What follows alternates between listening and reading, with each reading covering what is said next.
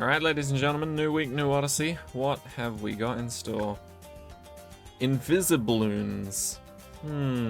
Okay. How do we get Invisibloons in the first place? Interesting. So the invisible balloon, if it's not just referring to camo balloons, is something I've only seen in sandbox mode, where you can test to see just how much DPS a tower can put out without the balloon actually getting popped at all. So you can sort of see its maximum capacity. Whether they're actually talking about that or just camo balloons and it's just a bit of a pun is up in the air, but interesting. Interesting. Alright, nice maps, nice maps, nice maps, nice maps, nice maps, nice maps. Ah. They've been doing that a lot lately. They've been ruining it with the last map, you know? It'll be like, nice map, nice, nice, nice. Shh. You know? Anyway, let's have a look. What are we working with? Gone, gone, gone. Oh, we can have sorter though. That's interesting. Alright. Let's not do that until we actually look at things. Scrapyard, hard standard, monkey knowledge disabled, 1 to 40. Okay. Frozen over, hard standard, monkey knowledge disabled, all camo. Okay. Hedge, hard ABR, all camo, 6 to 60. Adora's temple, hard reverse, all camo, plus an extra 150% Moab speed, 3 to 70. And finally, X Factor, of course it's fucking chimps. Why wouldn't it fucking be chimps? I mean, really? Like, why? Why has the last map always been either an expert map, or on impoppable difficulty, or on chimps difficulty, and there's been no sign of them calming down in the modifiers? Like, I get it. Some people want a challenge. But let's be honest, Odysseys are for everyone.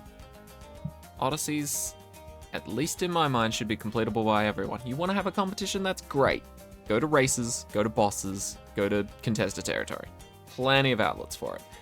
Why are you trying to bring difficulty into the Odysseys? I'll not understand that. Anyway, no monkey knowledge, no monkey knowledge.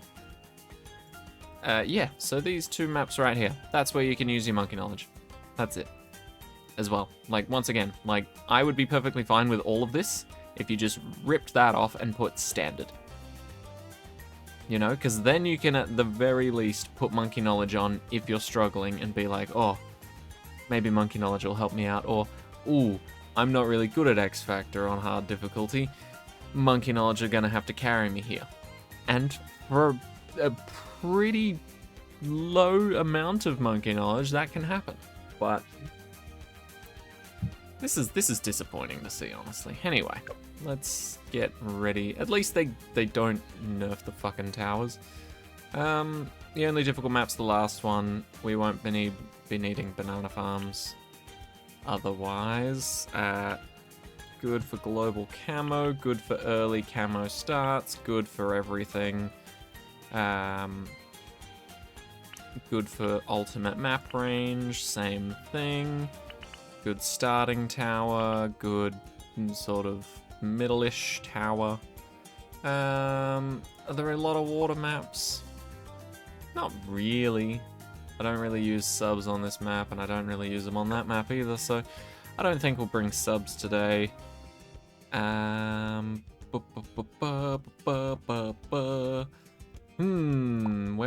What would I use on X Factor? Maybe we'll use Psy. Psy might make X Factor more bearable. Let's go with Psy. Psy seems good. Unlimited range seems rather handy. You know what? Let's bring some randos as well, just in case things go belly up and I need something to bail me out. Good bailing towers is nice. Always a fan of having good bailing towers. In fact, maybe a permacharge. Nah. Permacharge is good, don't get me wrong, but I don't consider it to be a good bailing tower unless you could potentially use 2 paths on it. So for example, glue gunner top and middle path for me, good bailing towers. You know, you need some extra DPS that's just insane, but also fairly cheap, top path. You just need to slow things the fuck down, middle path. Done. Super Monkey, middle and bottom path, again. Great for bailing you out if you need extra Moab damage or if you just need extra control of the map. Dartling Gunner, same thing, middle or top path. Usually it's more of a top path situation for me lately because I don't think middle path's all that great until you get to the Mad. But that's really expensive, so I can't really justify bringing Dartling Gunner, to be honest. Let's bring another soup instead. And then Mermonkey, just because bottom path is amazing for distracting either balloons or Moabs if you need it. And top path is great for adding extra Pierce, because sometimes we do be lacking on the Pierce. Alright. So sadly we won't be able to start with Psy at the moment, but again, like, another thing I've noticed, right? They seem to have swapped things around a bit, where the first map used to be a moderately difficult map, and then it slowly got up to the last map, which you could consider, you know, fairly difficult, or like maybe you need monkey knowledge to fully get through it type thing. But now I feel like they've gone, right, first map, way too difficult for some fucking reason. I don't know why they thought that. Let's make it easy. Start them on round 1 so they can get used to the idea, right? And then for some reason they just took the last map in the completely fucking wrong direction and went, you know what? By the first 4 maps, they should have figured this entire fucking game out by now. Expert map, chimps difficulty, speed the fuckers up. It just doesn't make sense to me, and I don't understand. Like, in my mind, Odysseys aren't about making a well-balanced Odyssey. It's as crazy as that sounds. In my mind, Odysseys are about creating a theme and allowing everyone to be able to experience that theme. You know? If it's 1 round on 5 different maps, sure, you can go a little crazy with the difficulty, make it stupidly hard or whatever you want, because you're not investing as much time into it as if you had already done 40 rounds on the first map, 60 rounds on the next map, 70 rounds on the next map, 80 on the next, and then 100 on the last or whatever. You know, it's just a bit of a time sink. And I've mentioned it before, but I feel like for the most part, keep the difficulty of your Odysseys either minimal to moderate, or keep it at the start of the Odyssey, you know?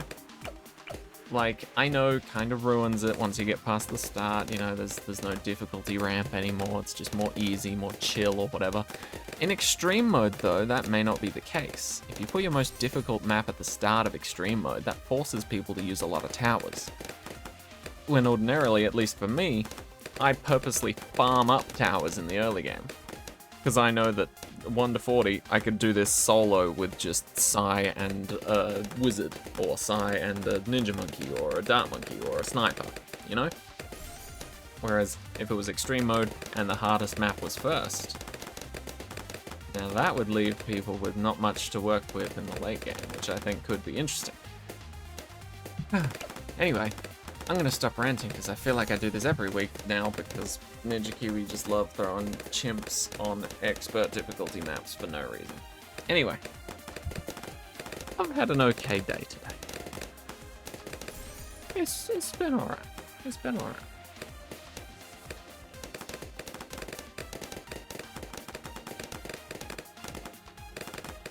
Fairly short, which is what we like to see.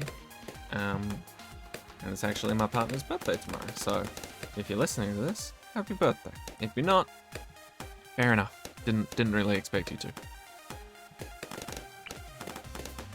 These weekly uploads on a game that you don't play as much as I do, completely fair.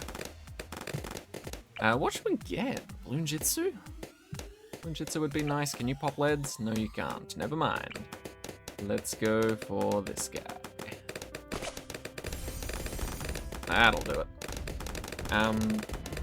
But yeah, so it's my partner's birthday tomorrow, so the part 2 will be quite late because we do plan on going out and celebrating. So I've got a Friday's worth of work to get through, and then after that I've got dinner with the missus. So part 2 of the Odyssey may come out tomorrow night, may come out the night after, or the day after. Well, hopefully the day after. We've also got plans on Saturday, so we'll see how that goes. But overall, it should be out somewhat soon. Hopefully either Friday or Saturday. We'll play it by ear and see how things go. Anyway, this is enough defense to actually beat the game, so I'm just gonna chill out a bit and enjoy myself. Because I got myself a nice little bottle of orange juice here, and it's so good.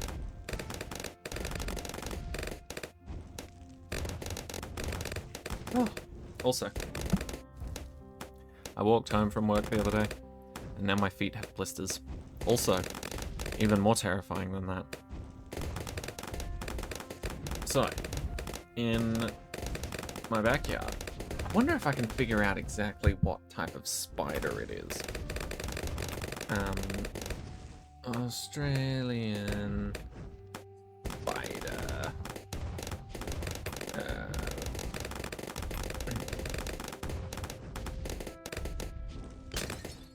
Oh geez, those are terrifying. Here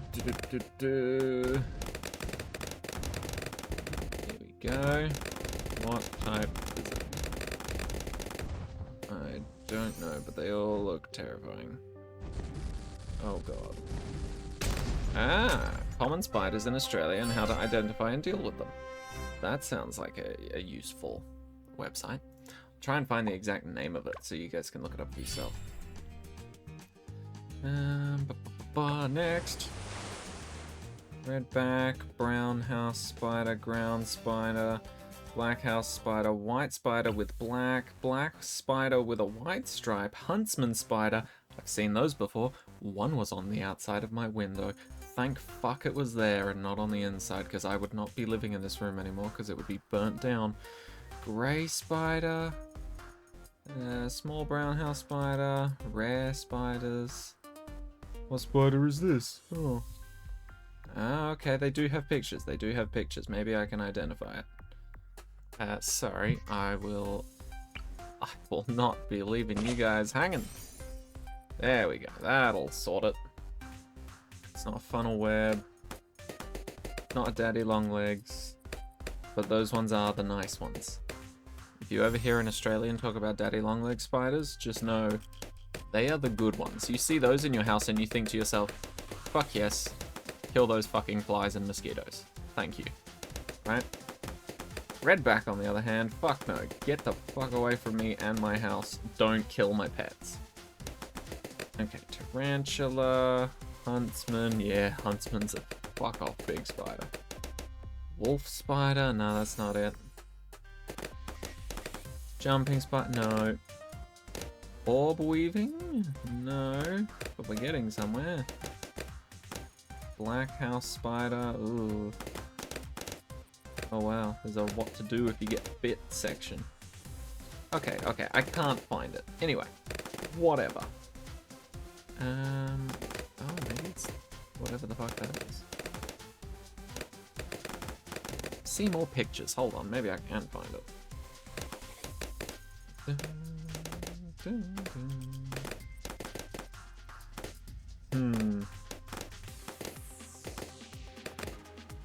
Oh, that's the fucker. That's the fucker. Where? What name are you? Large spider stock photos and images. That doesn't help. What's the name of it? Damn it. Useless to me.